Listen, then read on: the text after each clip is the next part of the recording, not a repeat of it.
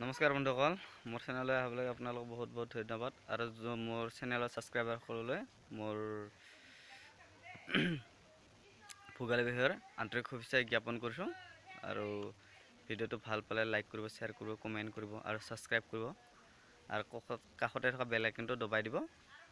আৰু মই গাহৰি ইয়াক কি দানা ব্যৱহাৰ কৰিছোঁ, কেনেকৈ খুৱাইছোঁ, সেইবোৰ আপোনালোকক দেখাবলৈ চেষ্টা কৰিছোঁ।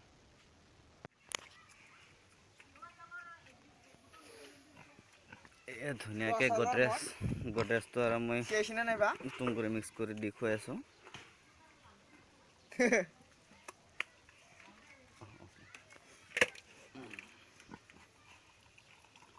পানীৰ লগত গুলি খুৱাইছোঁ, আজি জুগুলি দিয়া নাই। বৰ্তমান আজি গাহৰিটো পিল হৈছে, সেইটো কাৰণে পিলৰ দৰৱ খোৱালোঁ ৰাতিপুৱা, সেইটো কাৰণে জুগুলি ব্যৱহাৰ কৰা নাই। গাহৰিটো গ্ৰোথটো যথেষ্ট ভালে হৈছে।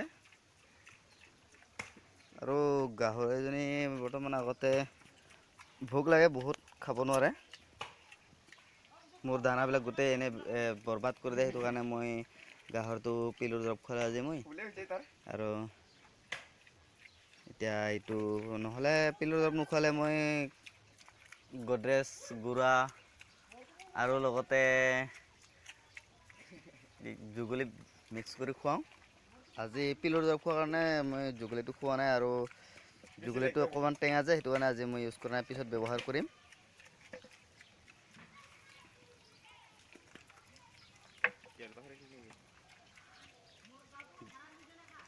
গ্ৰোথটো ধুনীয়াকৈ হৈছে।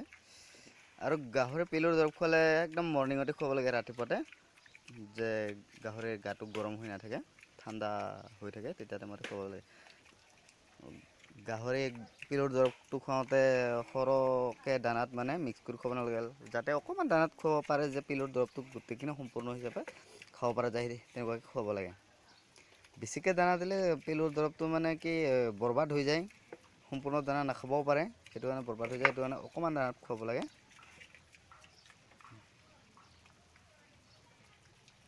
গ্ৰোথটো ভালে হৈছে বৰ্তমান, তথাপি অকণমান আগতকৈ অকণমান ক্ষীণাইছে, নহ'লে আৰু আছিলেগৈ।